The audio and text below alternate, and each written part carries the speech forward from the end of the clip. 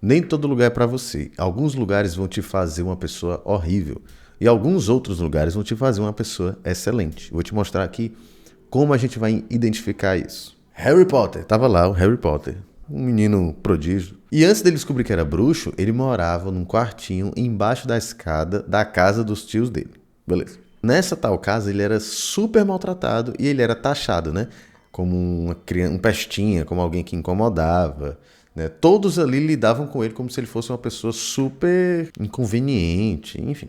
Ele era tratado como lixo lá, né? E apesar dos desafios de toda a trama do Harry Potter, quando ele se descobre bruxo, né? Quando ele se descobre alguém que tem poderes, e ele se desloca para um outro contexto, né? No caso Hogwarts, ele vai entender o mundo de uma forma diferente e as pessoas, né? O mundo vai entender ele também de uma forma diferente. E a partir disso, de alguma forma, ele se tornou essa grande figura. O que é que eu quero dizer? Você já parou para pensar que talvez você não seja ainda a sua melhor versão porque você está no lugar errado?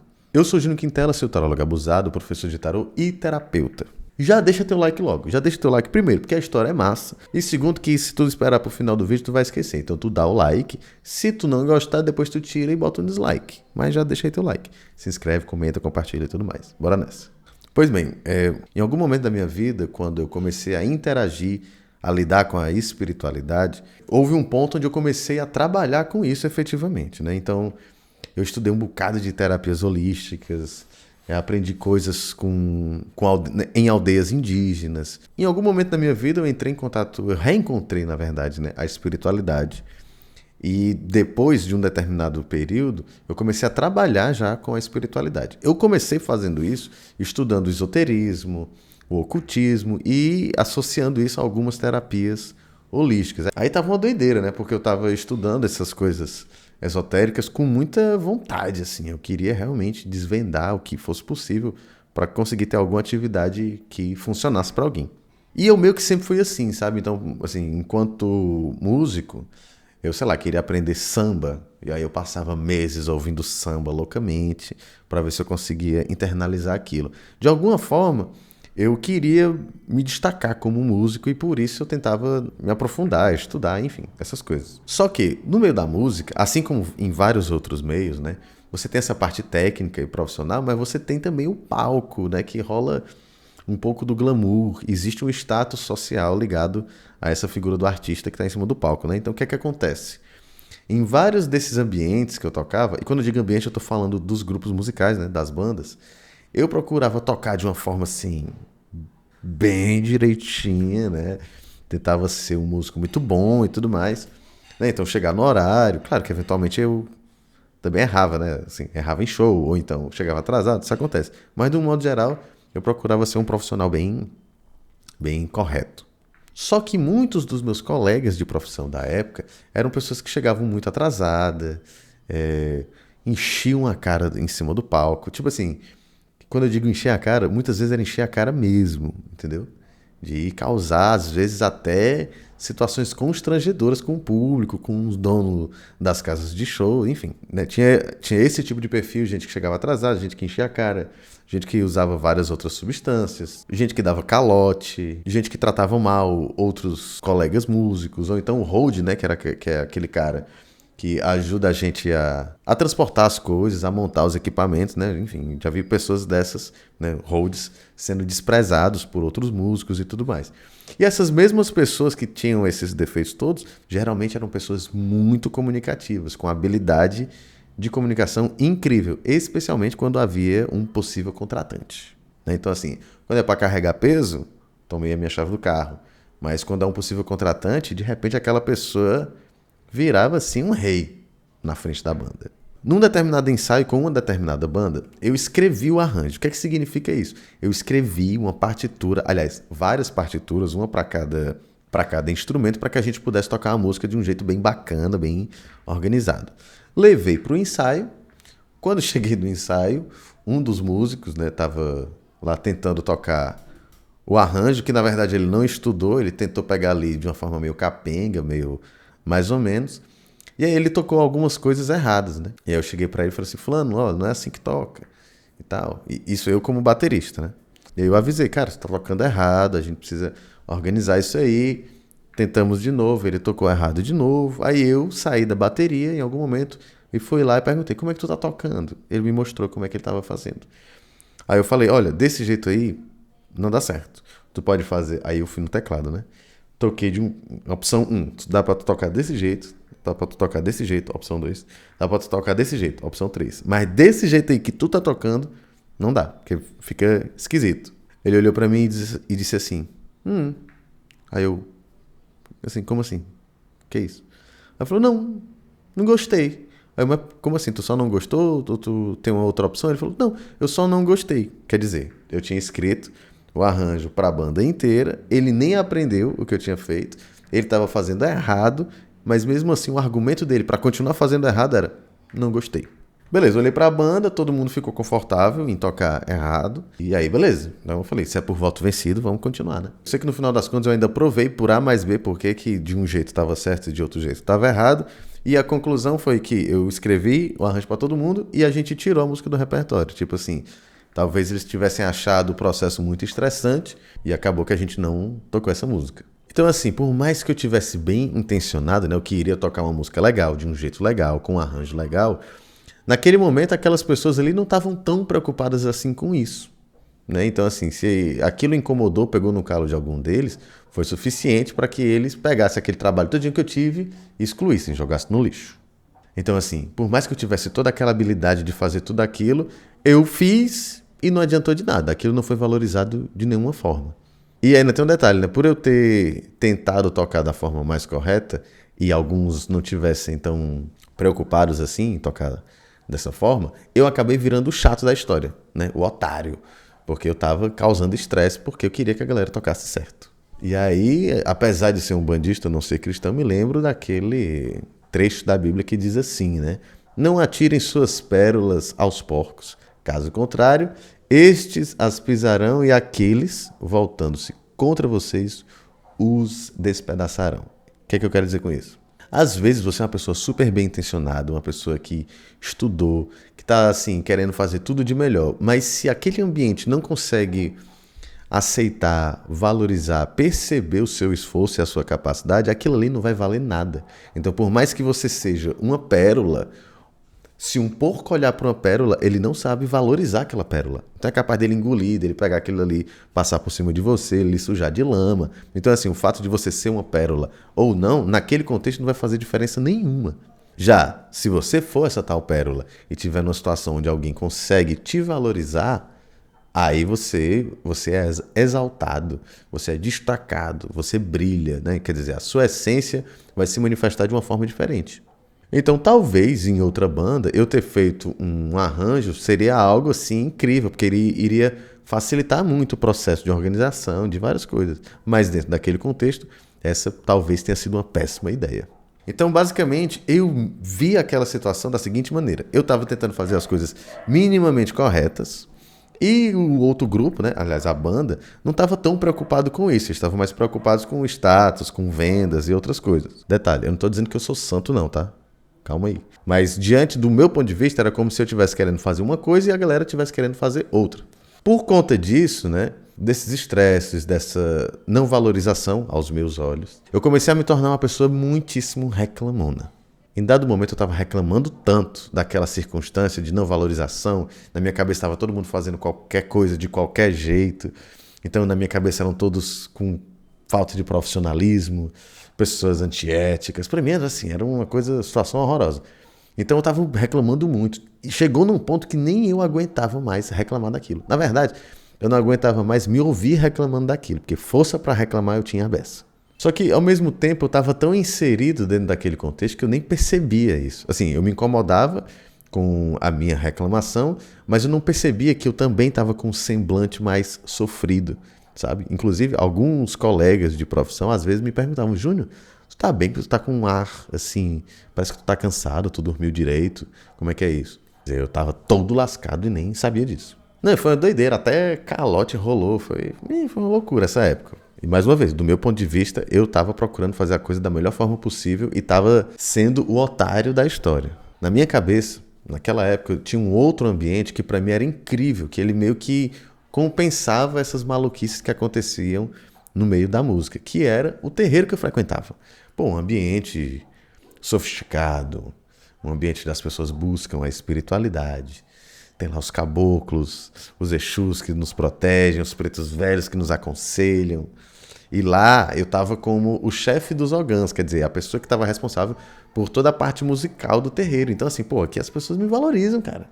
Eu sou o chefe do terreiro, eu sou o chefe do toque, sou o chefe da curimba, eu sou o ogã chefe. Cara, esse ambiente é aqui, entendeu, porra? Se lá ninguém me valoriza, é aqui no terreiro que as pessoas vão entender o meu valor. Lê do engano. Isso. Apesar de a premissa inicial parecer ótima, né? Quer dizer, eu estava num lugar cheio de espiritualidade e tudo mais, sendo valorizado aos meus olhos. Como eu disse, eu já estudava esoterismo, ocultismo e várias outras coisas, né? Só que lá, não adianta nem eu explicar por quê, eu não podia falar sobre isso. Então eu não podia falar sobre o que eu entendia sobre espiritualidade, sobre ervas, sobre entidades, sobre orixá. Eu não podia falar nada disso, eu tinha que ficar calado e cada vez que eu tentava me expressar com relação a isso, eu era taxado, eu era calado, reprimido de alguma forma. Só que chegou uma hora que eu meio que cansei disso, entendeu? E aí eu comecei a falar mesmo o que eu pensava, comecei a perguntar algumas coisas e ninguém nunca me dava uma resposta plausível, né? Uma resposta assim com fundamento. Era sempre respostas evasivas, tipo, às vezes chegava um cala a boca, um deixa pra lá, confia, acredita, mas assim, resposta mesmo com fundamento não tive. E aí eu me toquei que eu tava na mesma situação, de novo.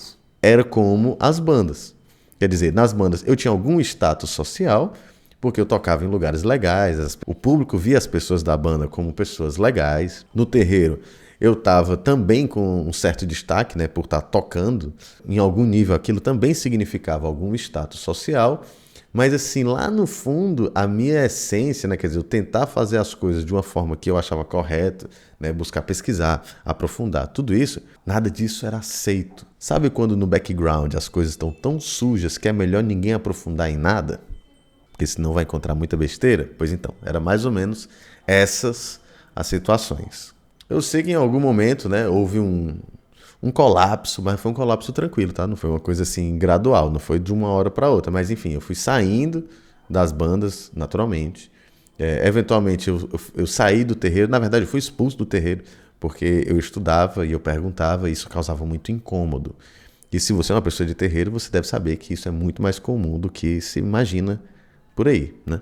E aí logo que eu saí, os irmãos desse outro terreiro me convidaram, né, assim, para conversar e tal. Só que eu já tinha falado tanto sobre esses assuntos que eu fiquei mais calado. Só que esses tais irmãos, menino, ali falaram mal, assim. Tinha coisa podre que eu não conhecia, que eu fiquei sabendo naquele período. E aí o pessoal me perguntava, Júnior, tu não vai falar nada? Tipo, tu que foi expulso, né, a galera foi em cima de ti, tu não tem nada para dizer? E eu falava, gente, eu já passei a semana toda falando sobre isso. Não sei se eu tenho mais gás para continuar esse assunto. E aí, beleza, continuaram falando muito mal do terreiro, das pessoas do terreiro e tudo mais. E aí, a algum ponto me cobraram, né, algum posicionamento. Eu falei assim, gente, de verdade, é muito fácil você encontrar os defeitos dos outros. Você saber onde foi que o outro errou. Você saber por qual motivo você vai crucificar alguém. Isso é muito fácil de identificar. Mas eu quero saber o que é que você faz com isso. Então, em algum momento eu estive em bandas que tinham coisas ali, assim, absurdas. E mesmo tendo consciência daquilo, eu demorei para ter coragem de me posicionar, de sair dali, ou às vezes até mesmo me posicionar ao ponto de ser expulso. Né? Do momento que eu tive consciência até o momento que eu fiz alguma coisa a respeito, teve um buraco aí grandão. Com relação a esse tal terreiro, da mesma forma. Aquela galera, tava todo mundo falando mal do terreiro, mas eles continuavam lá. Então é como se, sei lá, você tivesse um padre, um bispo, qualquer líder que seja, que cometeu algum tipo de crime, alguma coisa assim meio absurda, e você continuasse indo, né, frequentando essa tal missa. Tu imagina, né? Então nesse período, várias rupturas, né, uns colapsos aconteceram. Aí de repente eu tava sem bandas, sem terreiro. E aí parecia que eu tava meio que muito lascado, entendeu? Às vezes a gente precisa ficar só para perceber que aqueles que estavam ao nosso lado estavam proporcionando muito mais peso na vida do que impulso. Então vamos recapitular. Eu estive em situações que aparentemente me causariam uma exaltação, né? Um status social, algo assim muito massa, só que aí de repente eu me vi meio que definhando dentro de tanta maracutaia, tanta maluquice, né? E aí depois eu me afastei de tudo isso e me percebi um pouco só. Quer dizer, tinha hora que um cenário que parecia bom estava me causando muito prejuízo. Quando eu saio daquilo, eu fico num cenário que parece ruim, mas ao mesmo tempo eu descubro que aquele outro cenário era de fato ruim, era prejudicial. E numa maluquice, minha cabeça estava assim, explodindo. Enfim, aconteceram várias outras coisas, né? E diante dessa crise existencial todinha, eu continuando a estudar sobre espiritualidade, esoterismo, ocultismo, umbanda, várias outras coisas, né? Depois dessas maluquices tudinha, eu pensei, quer saber? Agora não tem mais banda para dizer o que eu tenho que fazer ou não. Não tem mais nenhum líder religioso que fica me controlando, né? Porque alguns querem, né, enquanto líderes religiosos, alguns vão dizer que querem ver você levantar, desde que você não fique mais alto do que ele, né? Então assim, olha, Júnior, você tem que ter uma vida equilibrada. Você começa a realmente construir alguma coisa, nem que seja conhecimento. Alguns aí não vão gostar muito disso e vão fazer força para você cair de novo. Já que eu não tinha mais esses pesos, né, para me botarem para baixo, eu decidi criar uma espécie de personagem que não era tão personagem assim, mas era eu me autorizando a ser o mais sincero possível, sem muito filtro, né? E foi aí que surgiu o Tarólogo Abusado. E aí eu percebi que eu sendo mais autêntico, eu sendo mais verdadeiro, eu sendo mais sincero, sendo mais eu mesmo, porque na verdade, no final das contas, eu não forçava nada no início do Tarólogo Abusado, né? Foi só falando mesmo. Foi só dando as respostas de uma forma mais direta. Quando eu percebi que eu estava sendo mais eu, as coisas começaram a andar muito mais na minha vida. E se eu fosse me balizar, né, utilizar como parâmetro as bandas que eu participava, o terreiro que eu participava, eu ia ter que criar uma imagem tão perfeita que eu ia me distanciar muito do que eu sou. E foi mais ou menos o que aconteceu. E isso me levou para um cenário muito ruim, assim. E aí, então, de repente, eu decidi não pedir permissão para pai de santo. Eu decidi não pedir permissão para bandas, para coisas desse tipo. Eu decidi me pedir a permissão. Na verdade, me dar a permissão de ser quem eu sou. E aí, de repente, as pessoas começaram a reconhecer o meu trabalho. E, de repente, eu que estava procurando loucamente cliente, esses clientes começaram a aparecer naturalmente. E aí, nessa história, né, assim, outros pais de santo me chamando para vários terreiros, né? Então, assim, alguns convites, né? E eu pensava assim, mas como assim? Agora que eu tô fazendo o que todo mundo disse para eu não fazer, as pessoas estão me procurando? Que loucura! E aí, pensando em tudo isso, eu me lembro do que o pai Benedito, Preto Velho, uma vez falou. Aí eu anotei, eu vou ler aqui para vocês. Quando uma criança está aprendendo a andar, ninguém segura as suas pernas, ninguém fica segurando lá as perninhas da criança. Exatamente, né? Porque senão ela não aprende. Ela tem que aprender sozinha e aprende melhor com o apoio dos pais por perto. Quer dizer, quando tá a criancinha andando lá, você não fica pegando o pé dela e botando um na frente do outro exatamente. Não é assim que ela vai aprender. E toda vez que essa criança cai, a galera não fica brigando com a criança. A galera vai e procura incentivar, levanta a criança de novo. E é com esse incentivo todo que essa criança eventualmente aprende a andar. Agora tu imagina se a gente pega os pés da criança e fica botando no chão. Ela não vai aprender a capacidade dela, motora, de botar o pé no chão. Se quando essa criança cai a gente fica brigando com ela, ou fica colocando sempre um bocado de camadas para essa criança finalmente se sentir aprovada, talvez o desenvolvimento dela seja muito mais burocrático, sabe? Quer dizer, existe alguma coisa dentro de nós que para se desenvolver de uma forma saudável ela precisa de apoio. Então, se você estiver num ambiente que te proporciona muito mais crítica do que qualquer outra coisa, tu não vai se desenvolver da mesma forma. Então, se você percebe que você não tem sido aquilo que você é, que você tem tentado mudar demais para agradar os outros, vá embora. Inclusive, e faça terapia, tá? Por favor. Por mais que você seja uma pessoa inteligente, que você seja uma pessoa prestativa, que você seja uma pessoa bonita, que você seja uma pessoa comunicativa, por melhores sejam as qualidades que você tem, se você estiver num ambiente que não aceita, que tem inveja, que reprime de alguma forma essas suas qualidades, você não vai se desenvolver. Porque o ambiente vai arranjar uma forma de punir você. Você vai ficar cada vez menor. Então, assim, eu espero que depois dessa conversa todinha, que você tenha a consciência de que você tem as suas qualidades e que você precisa reconhecer essas qualidades. E você precisa reconhecer também em quais ambientes você vai poder ser valorizado, você vai poder verdadeiramente se desenvolver. O que não significa que todo mundo tem que ser bonzinho com você, tá? Ninguém precisa passar a mão na sua cabeça. Mas se você for uma pérola e você estiver no meio dos porcos, você vai ser tratado como lama, entendeu? Então, se você é uma pérola, procure estar em lugares onde as pessoas possam reconhecer que você é uma pérola. Inclusive, procure uma forma de agir que permita que os outros enxerguem a qualidade que você tem. Porque às vezes a gente está tão acostumado a andar no meio dos porcos que a gente pega essa pérola que a gente tem e esconde ela. Porque ninguém vai valorizar mesmo, então eu vou ficar aqui bem escondidinho. Às vezes você não está pedindo muito, você só está pedindo para a pessoa errada. Isso vale para amizades, para relacionamentos, para trabalho, para instituições religiosas. É importante você aprender a selecionar os ambientes que você estará inserido. É isso, galera. Espero que tenha sido útil. Espero que você tenha gostado. Se você de fato gostou, mantenha o like que você deu no começo do vídeo. Se você não gostou, vira pro dislike, não tem problema, tá? Me segue, deixa o teu comentário. E é isso. Beijos e até a próxima.